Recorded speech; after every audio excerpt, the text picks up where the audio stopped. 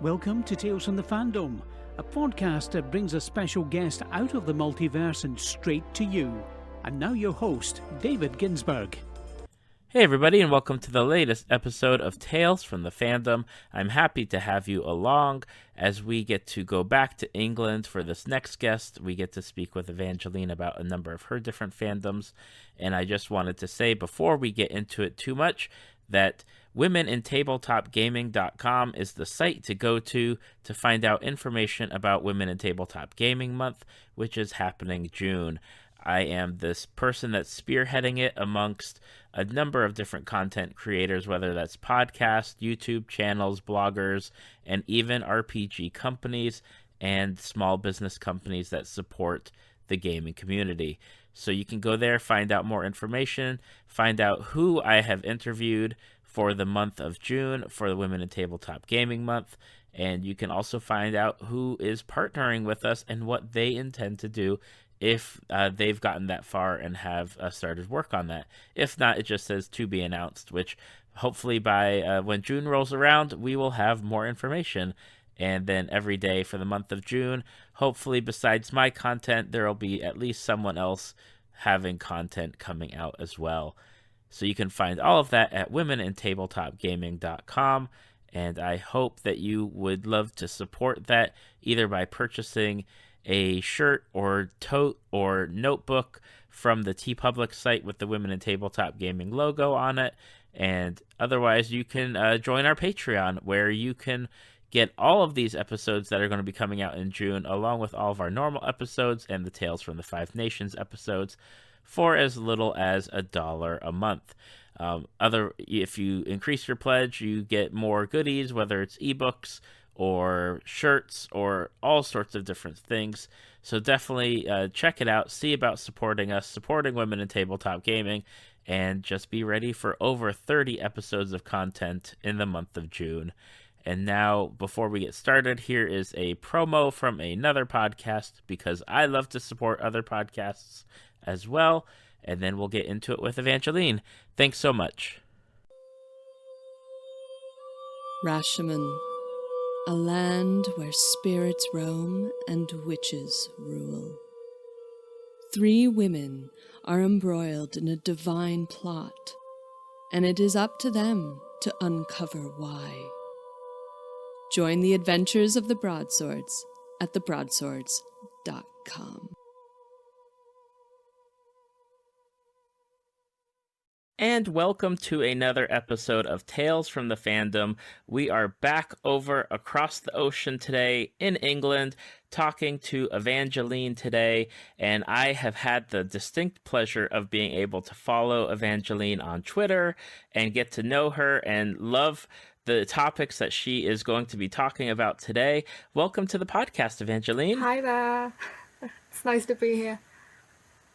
Oh, it is my pleasure. It's one of the things that I love the most is getting to talk to people all over the world about their different fandoms.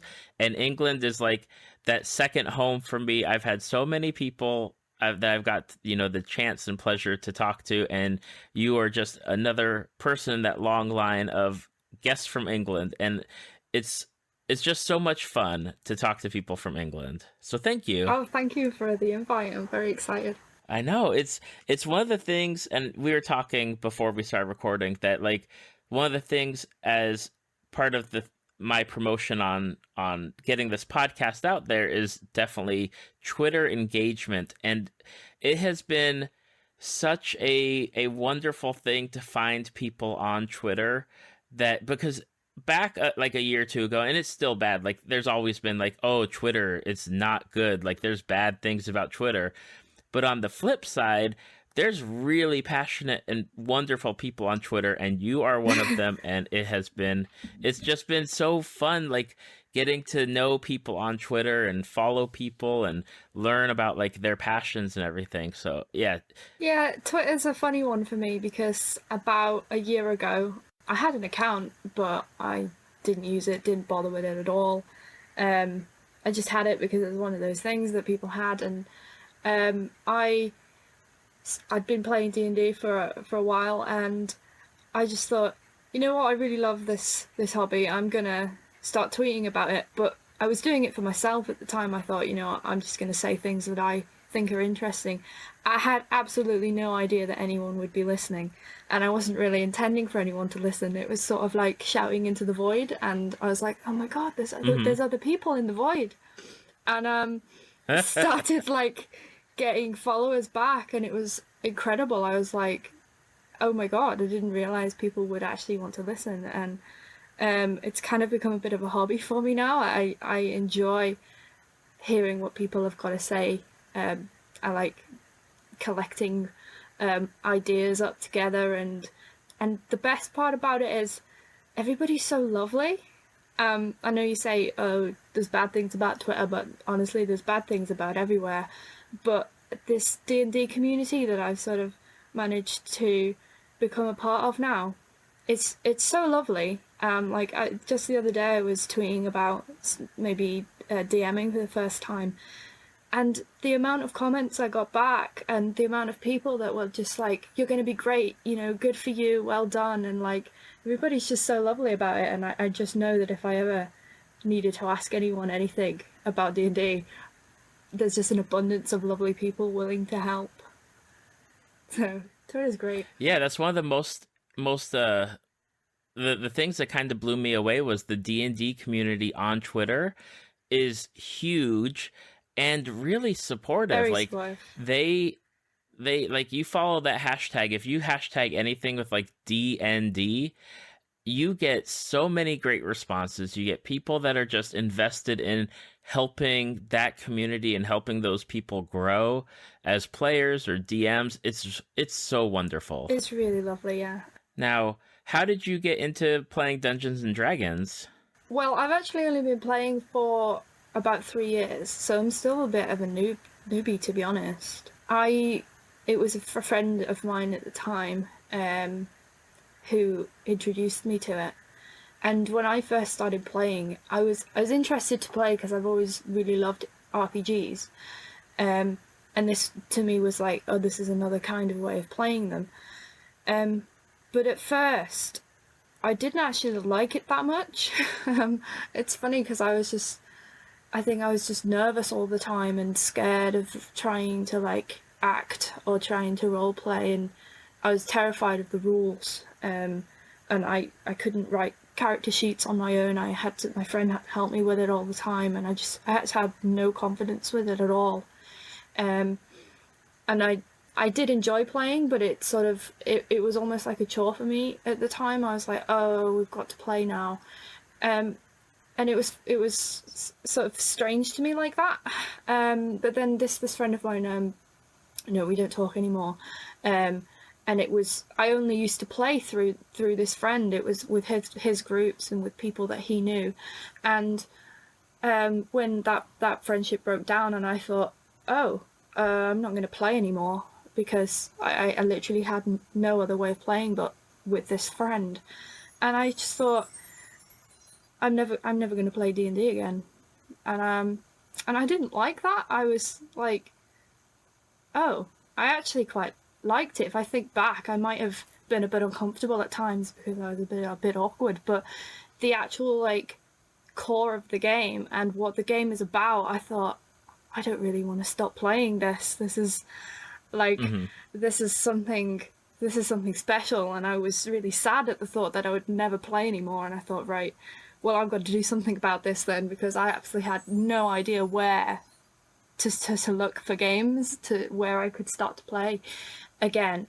And with only having the experience playing with a few set amount of people and never playing with anyone else, I was like really nervous because it was quite an intimate experience for me. I was only like just about brave enough to play with these people I knew. I thought, there's no way I'm going to be able to play with strangers, people I don't actually know. I decided, no, I'm going to start looking, and I just started looking online and trying to connect to people that sort of said they play and stuff, and I just started talking to people saying I'm looking to play again. And it really didn't take that long to find a few groups that were willing to play. And at the time, I'd only ever played round the tabletop. I hadn't played on Roll20 or online or anything, and I absolutely terrified at the thought of it. I thought, there's no way I'm going to be able to navigate Roll20. I'm going to have to play around the table. That's the only way I can do it. So I managed to find two groups. One was around the table and one was a Roll20. And it's funny how Roll20 is not actually that scary, especially if you're playing with a group of people that are really supportive and understanding. And I'd gone back into it, and over the last year I've been playing these two groups, and it's just been absolutely fantastic. And I feel like I've reclaimed this hobby, because it was sort of like his thing that I joined in with, but since I started playing again, it's mine now. It's my thing, because I didn't have to keep playing. I've chosen to, and then I started tweeting about it as well, and it's just become like a major hobby of mine. And it's just really, really fantastic. I'm so glad that I didn't let that one go. Yeah, definitely. I'm really happy to hear like that story where, you know, you got into it with him, but then you made it your own. And I'm so happy that you didn't just, you know, let it fade away, that you kept at it.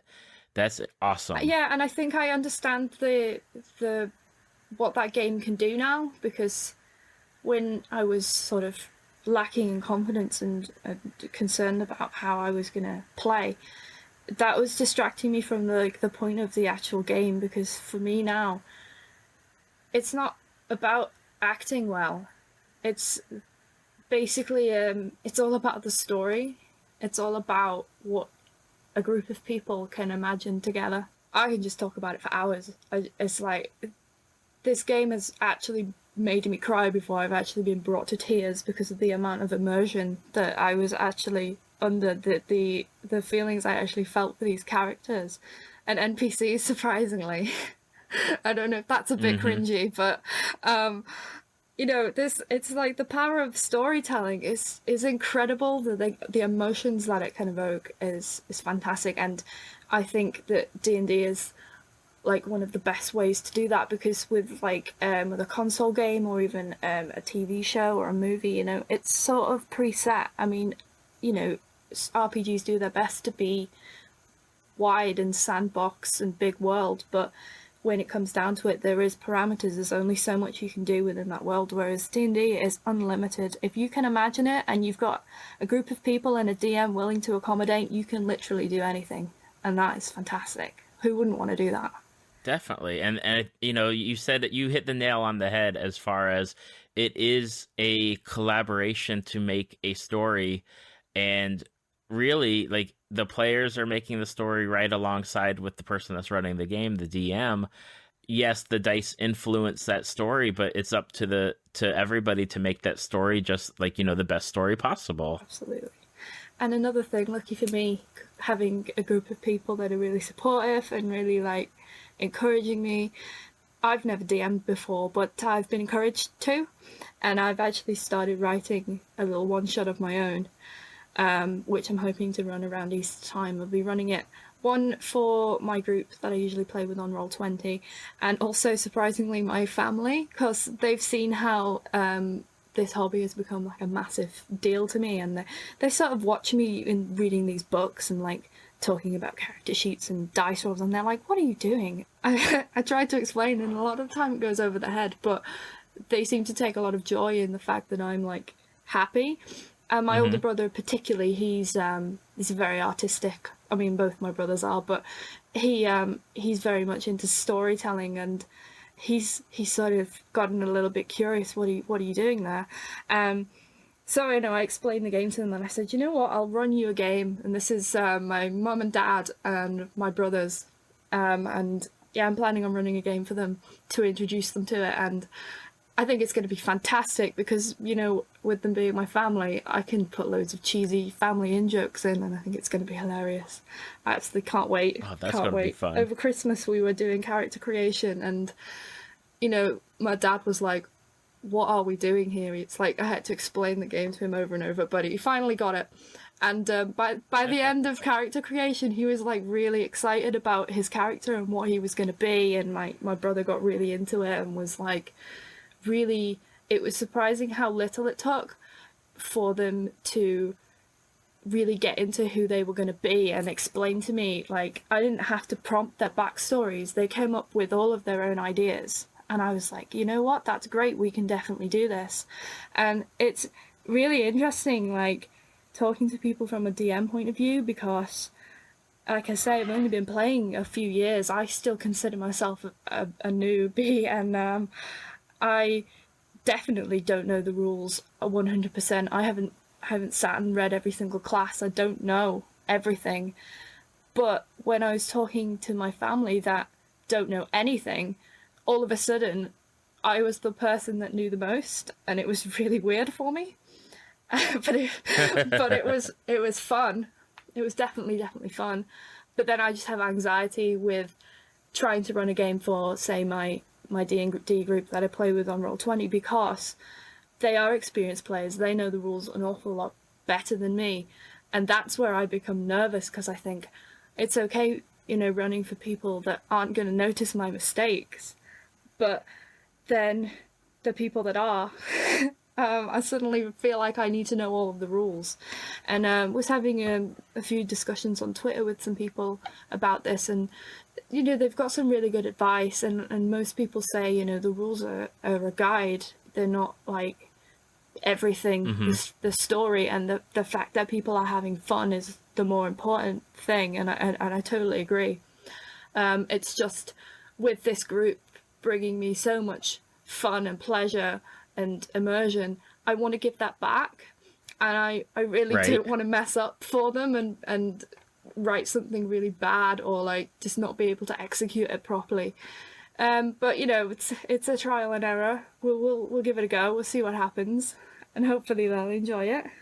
That's right. And you're taking a step that a lot of people don't do, because it's easy to be a player, but it's definitely, on the flip side, to be a DM, there's always seems to be a shortage of people that will give up that spot of playing to run the game. So kudos to you for doing that.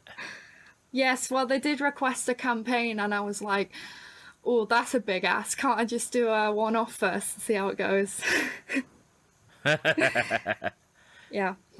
Yeah, that's definitely a good way to start, is just, do it onesie twosies and go from there, and just save your characters. You never know. Exactly. Maybe you'll do a sequel, or a trilogy. Yeah, and that's another big part of advice that people on Twitter have been saying, like, don't ever throw your ideas away, even if they're not useful right now, or they're not quite developed enough, or they're not quite working.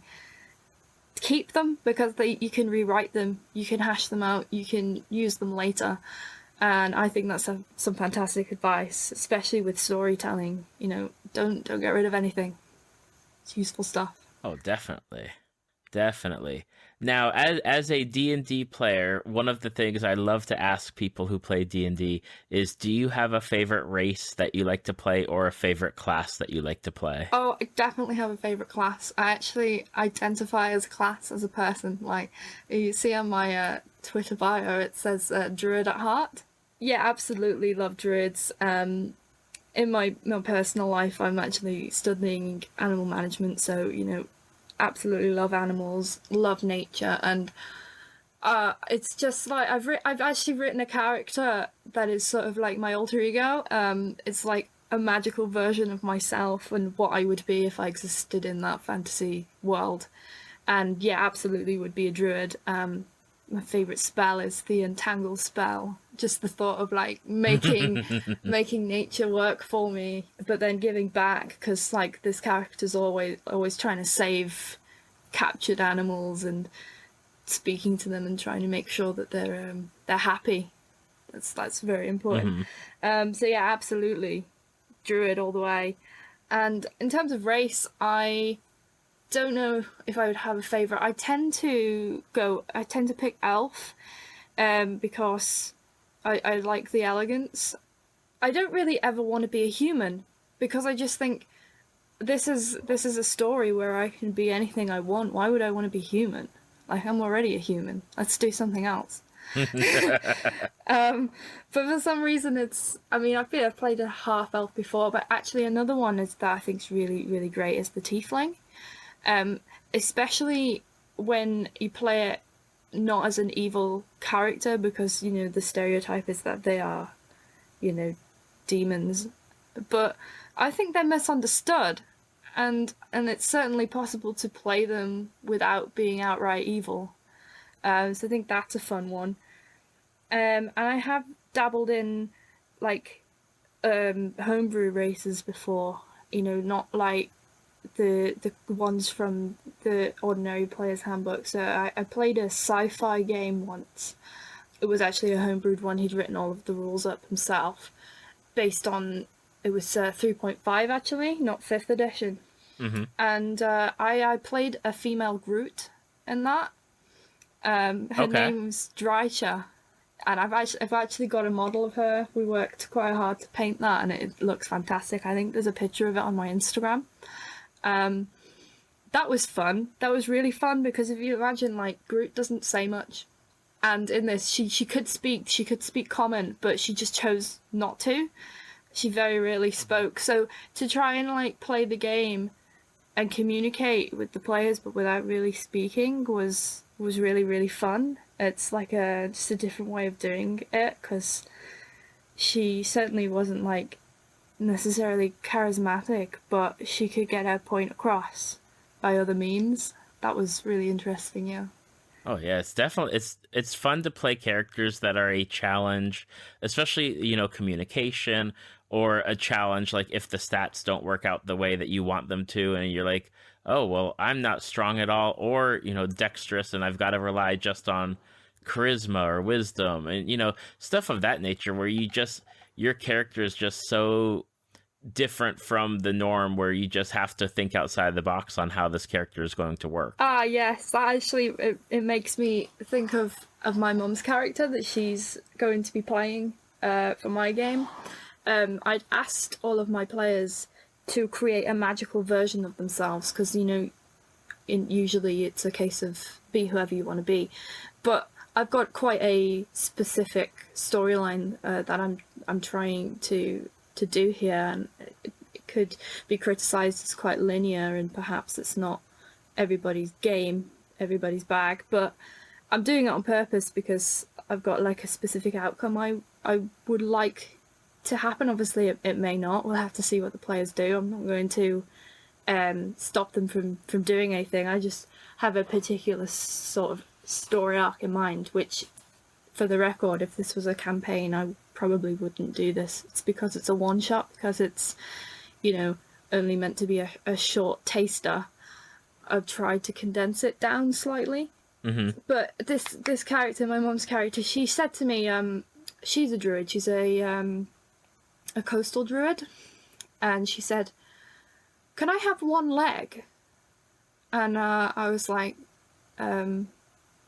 okay, do you mean that? She's like, yeah, I'm all one with the sea and stuff, Could a shark have bitten my leg off once? And I'm like, I now have a peg leg. And I was laughing my head off, like, are you serious, Mum? Like, absolutely, yes, you can have this. But are you sure? Are you sure? Because if you do that, I'm gonna have to, I'm gonna have to stat you appropriately. You won't have as good dex, you won't have as good strength. You're somewhat disadvantaging yourself in terms of like the stats. It's absolutely fine for the backstory. Are you sure you want to do this? She's like, yeah, I want to do this. So I was like, okay then, yeah, let's do it.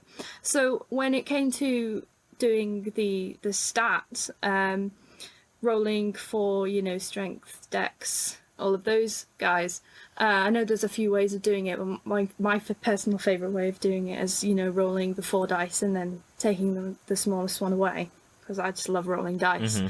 So we were doing that, and it's fantastic. The stat she rolled couldn't have been any better, because she rolled 2 9s, which is already at a minus. So if it had been any other one, I might have said to her, you can roll that again if you want, because you've got 2 minuses here. That's going to be a bit of a pain. But it fit perfectly. She was already supposed to be at a disadvantage because of this like quirk that she'd invented, and it just fit perfectly. And I was like, wow, that's fate, that is. Yeah, that works out so well. Yeah. And Your mom, man, for someone that's never played the Exactly. game before, and to be like, I want a peg leg. I don't care how it's gonna, affect me because it works for the story. That is really great. I know. I'm dead proud of them all. They're fantastic. And this is the thing, like, I think people don't realize how much imagination they have until you sit them down and say, hey, what do you want to be? What do you want to do? And, like, all of a sudden, like, the world is their oyster. They can do anything they want. And it's so exciting. It's so nice to get away from, like, boring reality and just be what you want to be. It's fantastic. It is, and that is probably the greatest power, not only of like D&D, but like role playing games in general, is just being able to have that. You get to get away, you get to be somebody else, you get to live in this world that's usually not your own. There are the ones that are set in like modern day type stuff, but yeah, it's a lot of fun. D&D. Very much. I recommend anyone to give it a go, and get on Roll20. I can't praise it enough. Like, it's just like, for example, like the people I play with, most of them are scattered around the UK, but one of them in fact lives in Florida, and I just think without Roll20 I would never have met these people, would never have been able to play with them, and they're fantastic. I love them.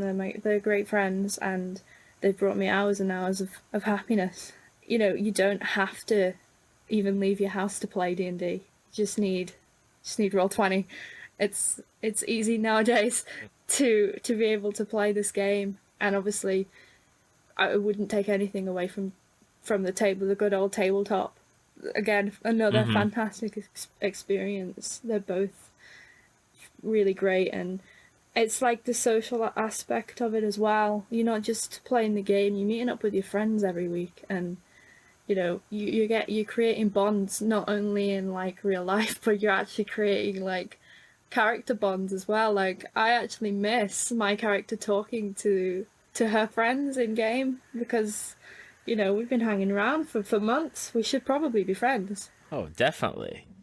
Yeah, that's always the thing about playing, our role playing and stuff, is like, dang, I wish I could play that, especially like for me I haven't played at a table in 7 years almost. It's like I miss my characters. I miss hanging out with the people that played those characters, and I miss those conversations between the characters. Yeah. The banter that can sort of be created between these people, it's so nice. Like, it almost feels real, even when you're not necessarily playing yourself. Like, I try to put a little bit of myself in each of my characters, because I find it a bit easier to play, because when I'm trying to make moral decisions, I can at least fall back on slightly, well, what would I do? But it's actually quite challenging sometimes when you've created someone that isn't actually you, and what they would do is not what you would do, but yet, you've created this, so you need to see it through, really. I certainly admire people who play it true to the character, regardless of how difficult the choice is. And like, one of my friends did that, because I think he knew what he wanted to do as a character, but he knew that other party members wouldn't really like his decision, so he was there like trying to decide what to do, and I just said, just play it true. The characters are just going to have to do what you would do what that character would do, and that's role playing. That's role playing to me, making sure you play it true to the character and true to the dice, because you can't argue with the dice. That is so true. Now, not that I wouldn't want to talk Dungeons and Dragons and role playing for an hour or 2 hours or 3. I told you I could talk about it for no, hours. it's fine. Like, no, my parents have gone to the point. Done that before. They've gone to the point where they don't ask me anymore, because what they're expecting to be like a 2-minute answer turns into like an hour. So now they just go, "That's nice," and try not to let me go on too much. Now, you said you were also into something that I'm not familiar with as much as most people, because I've never seen it. I've seen bits and pieces, but I've never actually sat down to watch it. And that offend me? You are a It's going to offend me that you haven't. It's going to offend you. You are into Doctor Who. I am, very much so. And I've now offended you. Oh, it's a shame. It's a big old shame. I would recommend you watch it. I am not going to sit here and claim to be an expert. I'm absolutely not. I can't tell you what every single episode's called. I can't tell you who wrote every single episode. Not like my brothers. They're flipping hardcore. They sit there and, like, I talk with them about it, but they're, like, actually quoting lines and, you know, saying, naming episodes and stuff. And, like, yeah, I don't necessarily go that hardcore, but the stories within this show absolutely touch my heart. They evoke so much from me. I haven't missed an episode since the remake with Christopher Eccleston in 2005 when they brought it back. I've been following it for that long. I can't say I've watched lots and lots of the originals. I've seen as many as I can, and I obviously know about all of the other Doctors before all the previous incarnations. You know, I think you aren't really a proper Doctor Who fan unless you appreciate every single form. Like, you may not have watched every single episode, you may not know what they're all about, but you have to appreciate that he was that at one point, and that's important, because he wouldn't be who he is now. He wouldn't be where he is now without them. And they're all just as important as each other. I hate it when people say, well, who's your favourite Doctor? That was probably your next question, wasn't it? Because don't ask that. No, it wasn't. It wasn't my next question. I had another question before that one. Because my answer to that is, I don't think you need one. I think you can absolutely have an affinity with one of them and think, you know what, I absolutely love the way that Doctor is.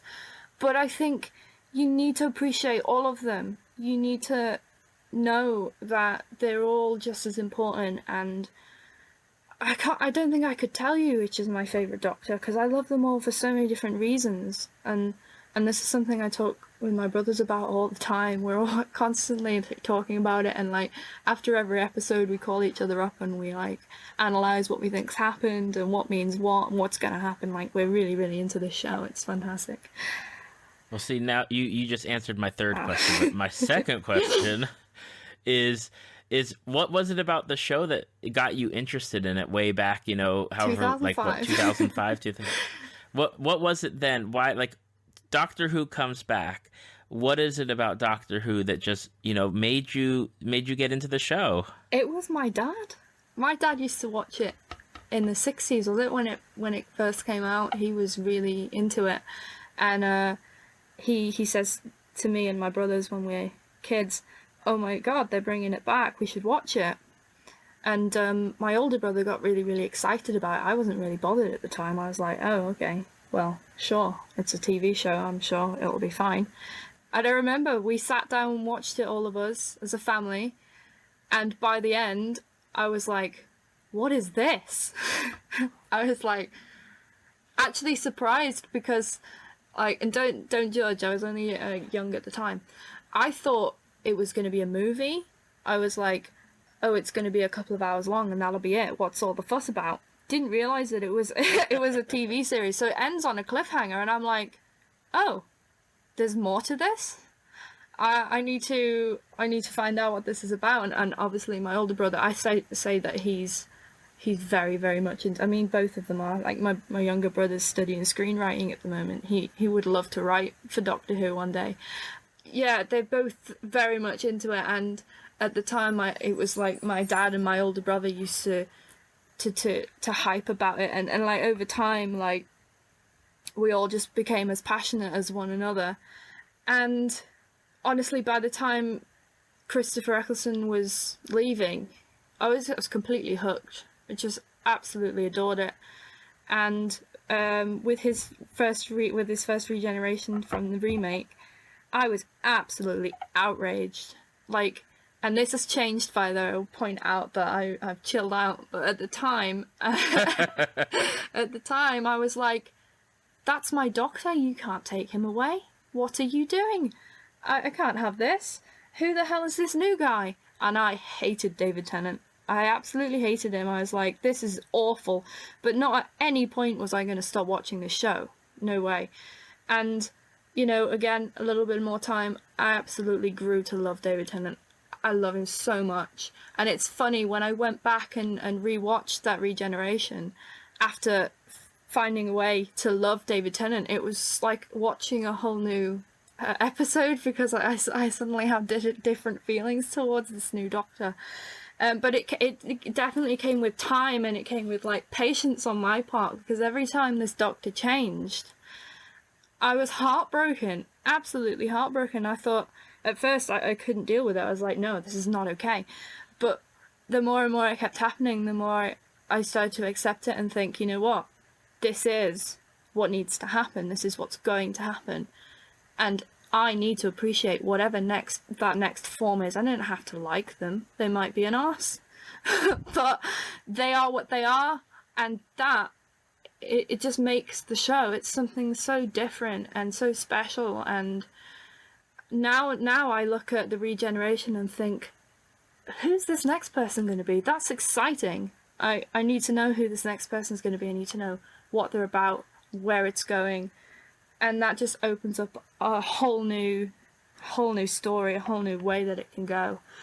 And then to do with my heartbreak, I just have to sit there and mourn and grieve for the lost Doctor that's so dear to me. But then, you know, you'll never, you know, you can always go back and watch. I'm always constantly going back and rewatching, and, you know, those memories, the way that those episodes have made you feel, that'll never go away.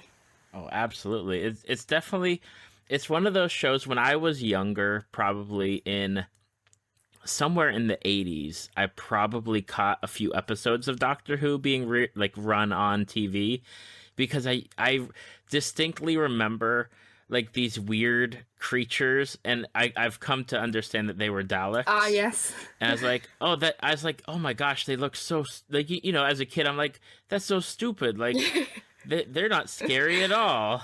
No, And, maybe not. You know, that's one. I think they were made out of pots and pans back then. Yeah, it's like for me as a kid, it never interested me, and then when it came back in 2005, I just wasn't tuned into it. Like, I was watching, I think, like Battlestar Galactica at the time, and a few other, you know, sci-fi TV series, but I know that, like, that's probably like one of those fandoms. The Doctor Who fandom is like that large fandom it's so intimidating to me, because I'm like, well, where do I start? How should I get into this? Like, where do I begin to even try to understand it? Yeah, I can relate. You know, you could go back as far as the first Doctor if you wanted to. I think that the remake is a good place to start if you're interested, because they're easily accessible for a start. I wouldn't even know where to look to find like the first series. I'm sure there's a place, but I don't know where to go to find it. Christopher Eccleston's performance was fantastic. It's a shame that he left, actually. I can see why he did. I think at the time he knew he'd done a good job bringing it back, and he didn't want to push it. He didn't want to spoil that. I think that's like the article sort of was saying at the time. And I think he probably did a good thing handing it over and like getting the Regeneration done quite soon. But even so, like, his performance was amazing. I think he did an amazing job at bringing the Doctor back. And then when you continue watching and you get further along and you realise why he was the way he was when we first met him again, because he'd just come from the Time War and he was, you know, all torn up about what happened. But then it goes a step further when you're introduced to John Hurt and you realise there was actually like a little period before Paul McGann and Christopher Eccleston.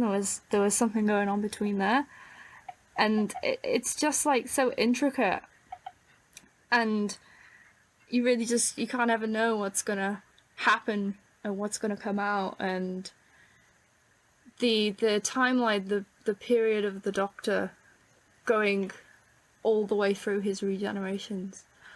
Been many times where there's been little bits and bats happening in between, stuff that you just wouldn't like imagine was there.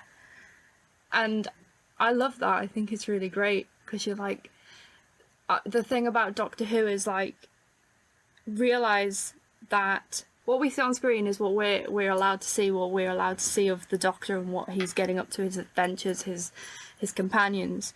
But it's really interesting to think that he's doing stuff off screen that we're not getting to see. He's off doing adventures with his companions, and there's all this life that's happening off screen that on occasion gets mentioned while we're watching.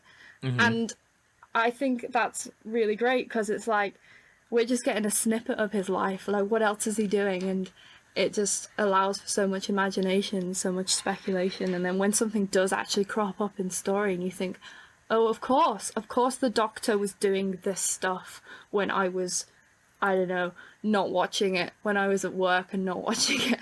Like, of course he's off doing stuff off screen, and it just becomes something greater than like what we're watching, like his life.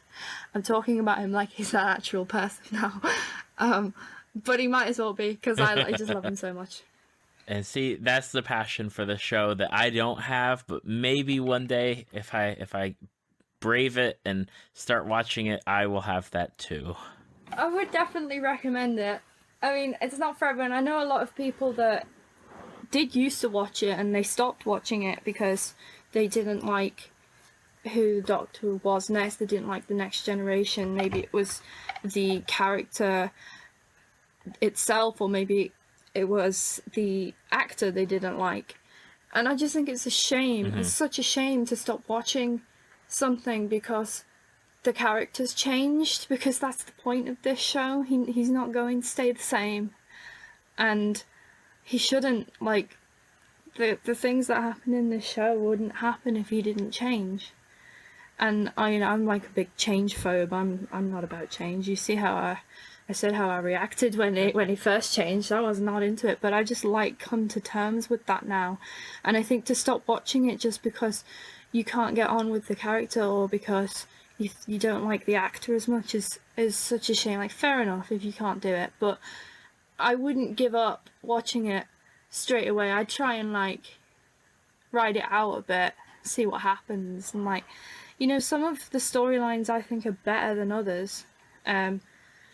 Some of them I thought, what are they doing? Like, I actually got a little bit annoyed with some of the solutions. Like, I felt like Russell T Davies, when he was writing, he usually always had a logical solution to his ends of the episodes when they leave it on a cliffhanger, and how is the Doctor going to sort this out? But when Moffat stood up and he started doing it, I felt like quite a lot of the time he was writing these really cool stories and getting the Doctor into a situation that was impossible to get out of, and then all of a sudden he'd come up with this reason why he could get out, and it would be sort of like so complex and like so sort of sci-fi and fantasy and beyond our world that it would work. But it wasn't like a logical reason as to why it's worked. It was just like, oh, we're going to use this random thing here, and all of a sudden everything's okay. And I thought that was like a little bit annoying at times. I had a funny relationship with Moffat's writing. Like, sometimes I love it, sometimes I hate it. But that's only one aspect of the show. There's all of the actors, and like, I think the acting in it is incredible. And even if I feel like one episode is a particularly weak story, the actors still pull it off. I think the actors are still good enough to make it interesting. And to see, even if I think, oh, this isn't the best storyline, there's still character development and character change within it. And it's like every episode is really, really important. Even if they don't necessarily link in any way, just to be able to see the character development is really great. Especially when you see the Doctor turn into something that he's happy with that now, and then all of a sudden he changes, and it's like everything's in turmoil again. It's great. Definitely, and it's definitely something. It's on my radar, so once I get time, if I ever You get let me time, know. I'm definitely going to. I will let you know. I'll send you a tweet and be like, I'm starting it. Yeah, I hope you do. I'm getting I into hope it. you do. And like, you know, there's all loads to watch now. And then there was the 50th anniversary episode. That was incredible. And like the amount of times this show has made me cry. I just feel so much like that last. I had to sit in silence for about 30 minutes after the Christmas one finished. I was like so sad because Capaldi was a fantastic doctor. I'm gonna miss him. Now, your last thing that I wanted to talk to you about is a very big fandom, but we'll probably narrow it down to like a few different things. But it's video gaming, and specifically, you had mentioned both the Mass Effect series and Elder Scrolls. Yes, two of my best favorite games. I'm not going to say which game do you like the best, but which series do you want to talk about first? I love the Elder Scrolls, but I think Mass Effect because that game has a very special place in my heart. All right. So for Mass Effect, what is it about that game series that drew you to it? And were you playing it originally like when the first Mass Effect came out, like that was the first game you played, or did you get into it like through like Mass Effect 2 and then you went back and played 1 and Well, I wasn't into it at all. I didn't really play that many console games at the time, and my brother did, and a friend of mine did. And they were both playing it. And actually, when the second one came out, and they started playing it, they were like, "Oh, this is great." And I was like, "Oh, okay, I'll give it a go." And I actually started playing the second one, and I maybe only played a few levels, didn't get very far. And my brother was like, "What are you doing?" I was like, "I'm just playing Mass Effect 2." And he was like, "But you haven't played the first one?" And I was like, "Yeah, I don't really care." And he was like, "No, this is not allowed. You're not doing this. I very strongly disagree that you do that." And I was like, "Oh, all right then, fine."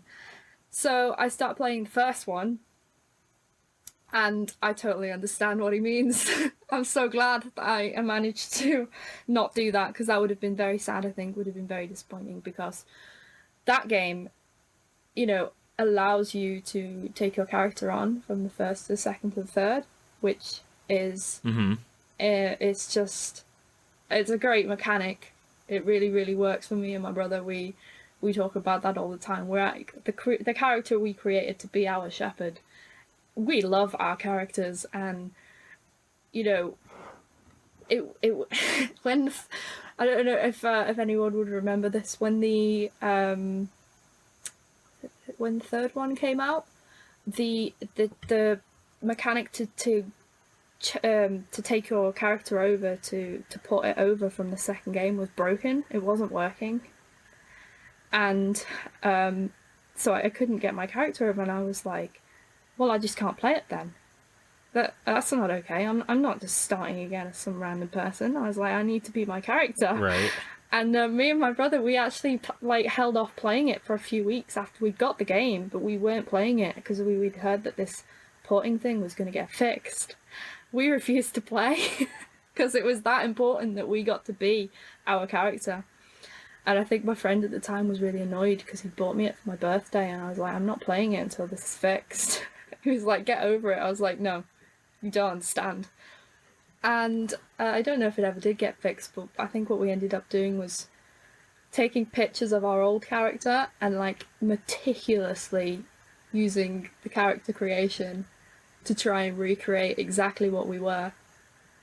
Like, it had to look right. This sounds really petty, doesn't it? No, not at all. I mean, if you're tied to that character, you want to play that character. Yeah, it had to be. I couldn't be anyone else. We both did this, and we spent hours and hours trying to perfect this character. And we did it. We did it enough. It was totally worth it, by the way. I wouldn't have had it any other way. But there you go. That's how important it is. That's how important characters are to me. I'll never forget playing the end of the first one when you just take down Saren and you're in the Citadel and everything's a wreck and everything falls down on Shepard, and everyone's like, oh no, is Shepard dead? And she like, I play the she Shep.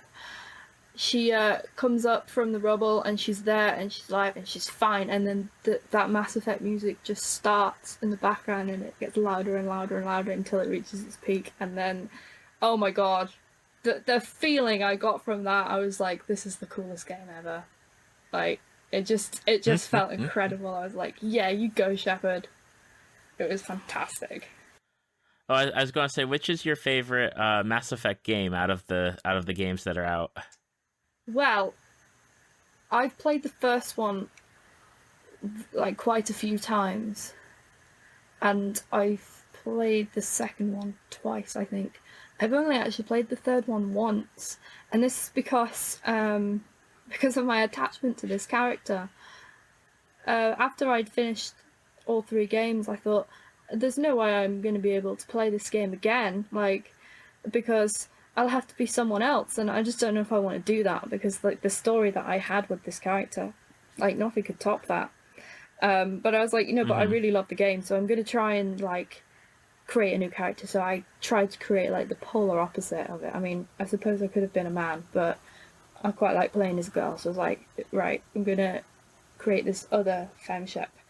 And I failed. I was like, I can't do it. It doesn't look right, especially when it's got like the same voice as well. So for a while, I couldn't do it, but I did it again. I sound like so petty; it's ridiculous. But yeah, started playing again, and I still haven't reached the 3rd game on the second playthrough. Because life's hectic, you've got stuff to do and other games to play and stuff. So I can't say I've played the 3rd one that much. I thought the ending was a little bit of a letdown. I could see what they were trying to do, and it was interesting. But what is sad is that inevitably Shepard's gonna die. There's no way to survive, and I really wanted there to be a way for Shepard to survive, even if it was just like a hint that Shepard might still be alive. And that's mostly because of my relationships with the other characters in the games, because you know how you build those up by talking to them and being Paragon or being Renegade, and absolutely, completely in love with Garrus. He's my favourite character. And I reached a romance point with him in the 3rd game where he said, I think it was something along the lines of, make sure you come back safe for your boyfriend. And he referred to himself as my boyfriend. And like, I was quite a bit younger at the time. This is like, I obviously respect that he was talking to my Shepard, but by extension he was talking to me, and I was just in love with this character. He just called me his boyfriend, and I was like, oh my god, I need to come back to be with him. And then obviously you go off on this mission and you don't come back, and I was just devastated, absolutely devastated that I never got to go back to him. But there you go, there's the power of storytelling. That's right. I was just going to say that. That's the power of storytelling right there, is to make you feel like that attached to, the video game and the characters that you build, especially in those kind of games where you actually get to build relationships with the characters. It's one of those great parts where it's not just, you're going from point A to point B and there's your NPCs that are coming along with you. You actually get to build the relationships with them. Absolutely. And like, there's some you love and there's some you don't love. some of them are a bit annoying. It's like, oh, not you. But yeah, I absolutely agree with that. The connection you can have with these characters. And I was actually getting jealous, because I know that if you don't romance Garrus in the second one, he romances Tali. And I've seen the cutscene for it, and I was like, well, that's not on. I'm not having that on my ship. Because I love Garrus so much. I was like, no, that's not happening. But then on the second playthrough, I decided to try and play it differently. I was like, right, I'm not going to romance Garrus as much as it breaks my heart. I was going to romance Thane instead, because I've heard that that's quite a sweet story. Because, spoilers again, he's like terminally ill. So I think in the 3rd one he dies. I'm not entirely sure. I haven't played it all through, but it's quite an emotional end, and I thought, you know what, Thane's actually really sweet. I'm going to try and do that one. But obviously, by doing that, Garrus and Tally are going to be getting it on, and I'm going to have to try and deal with that. But there you go. I'm sure I'll get over it. Now, on the flip side, from Mass Effect, you're into the Elder Scrolls series, so we're going from science fiction to fantasy. Yes, two of my favourites, by the way, if you hadn't guessed. I haven't guessed at all. No. No, fantasy, D&D, and now, Doctor Who. which Elder Scrolls did you get? Which Elder Scrolls did you get into first? What was your first Elder Scrolls that you got into? Elder Scrolls was Oblivion, and okay, this is very special. This game, because up until this point, I hadn't really played many games. Like, I had played, you know, double players, and if like one of my brothers was like, "Oh, do you want to play this with me?" Like, I'd go and we'd play like Time Splitters or Star Wars Battlefront or something like that.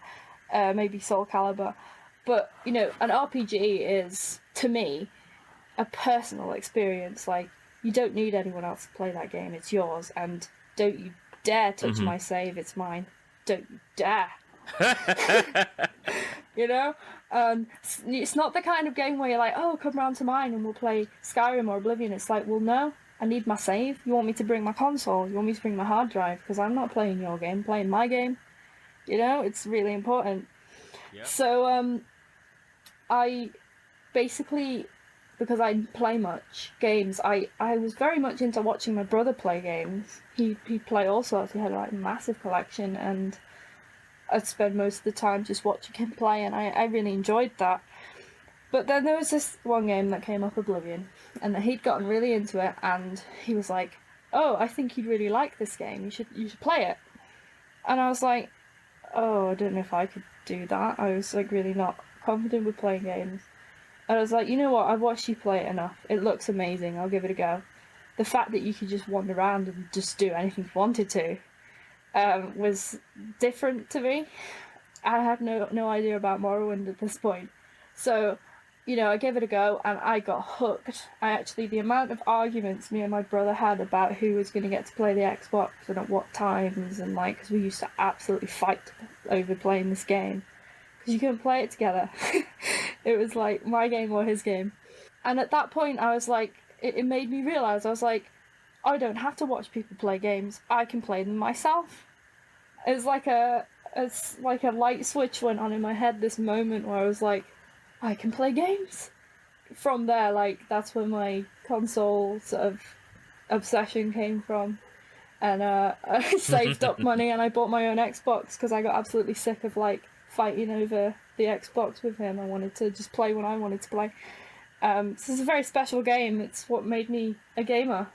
And yeah, and then obviously found out about Morrowind, and my older brother played that on PC a little bit, but oh my word, that's so much harder, such a harder game. Like, not that it's a bad thing, I think that's something that's quite common over the years. If you look back at some of the games we played as kids, they're like really hard, and what makes it harder is, back then, if you couldn't do it, if you couldn't figure it out, well, you didn't do it. You couldn't look it up on the internet, you know.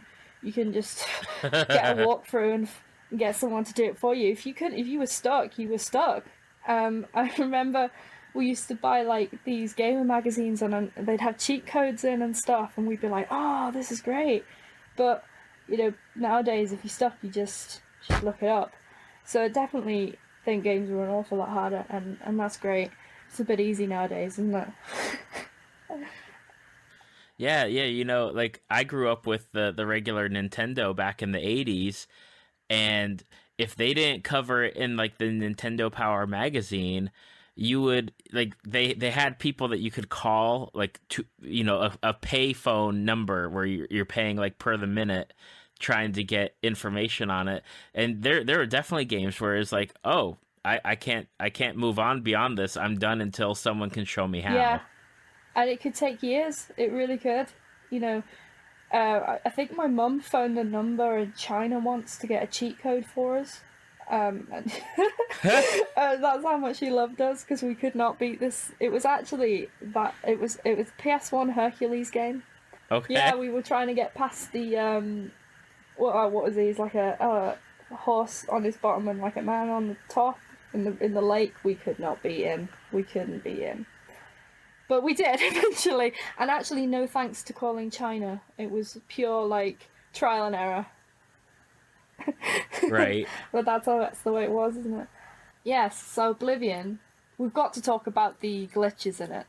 They're just the funniest things. Have you seen when people go flying around and like, you know, you morph out of the map, or you get stuck in a rock, and some of them are hilarious. You go on YouTube and have a look. Oh yeah, I've seen them on YouTube. We love Bethesda for the clipping. It's fantastic. Some of the funny glitches that have come from that. Just all round favourite game.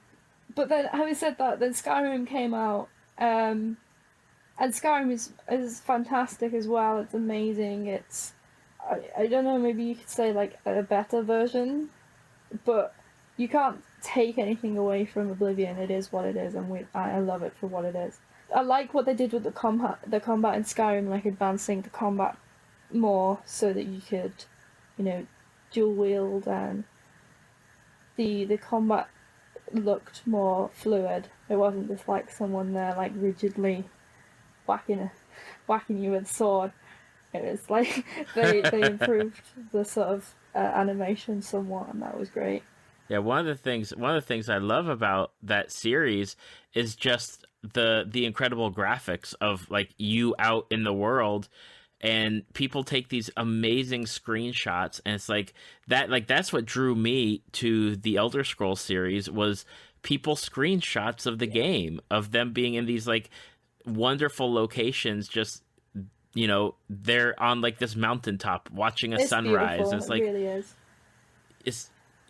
It's incredible. And I recently have been able to experience that again, with the fact that for quite a while now I've had a SCART TV, you know, one of those massive, heavy, huge ones with like a massive glass screen.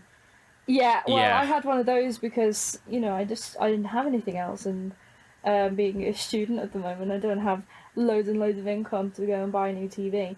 So I was trying to game on this SCART TV, and I couldn't do it anymore. I was like, I can't see anything. But for Christmas, my dad got me a new TV, and it's not top of the range. It's not like the newest of the new, but what it does have is a HDMI port. Yes. And I was like so excited when I turned Skyrim on. It was like I was seeing it how it was meant to be played on console again after so long, and I was like, this game is so beautiful, and I was just, like, absolutely blown away. That's what the power of HDMI, you know.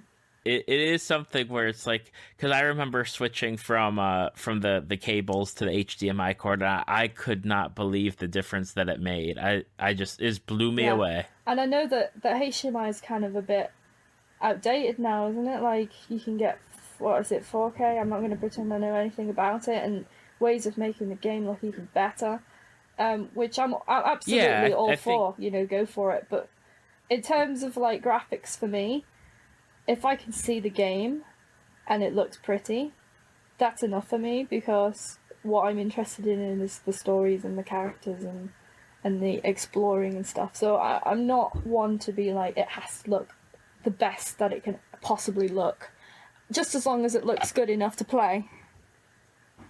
Right, exactly.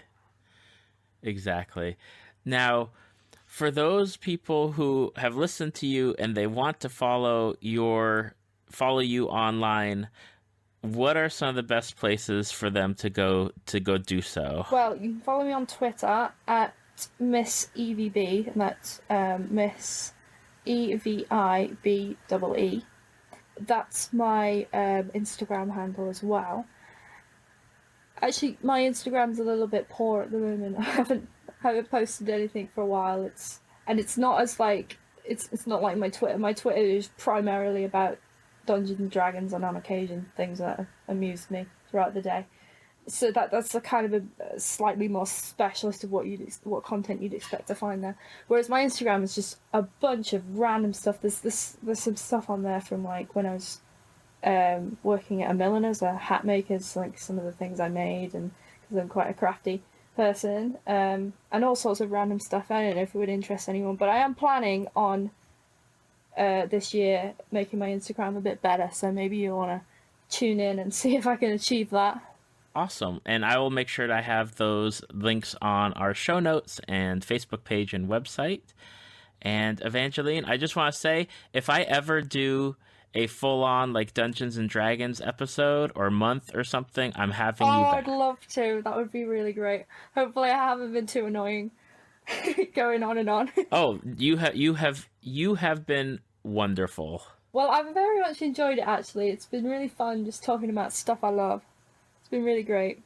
And that's what the main purpose of this podcast is, just right there. Yeah, and I try to like lead with, I'm passionate about this. It doesn't mean I'm an expert. It doesn't mean I know everything about it. I wouldn't claim to, but it's something I love, and you know, I'm happy to have a talk about it. Thank you for listening to Tales from the Fandom. Subscribe to us on iTunes or your podcast app of choice. Follow us on Facebook at www.facebook.com/talesfromthefandom to see photos, links, leave feedback, and check out upcoming guests. If you'd like to be a guest, email David at talesfromthefandom@gmail.com.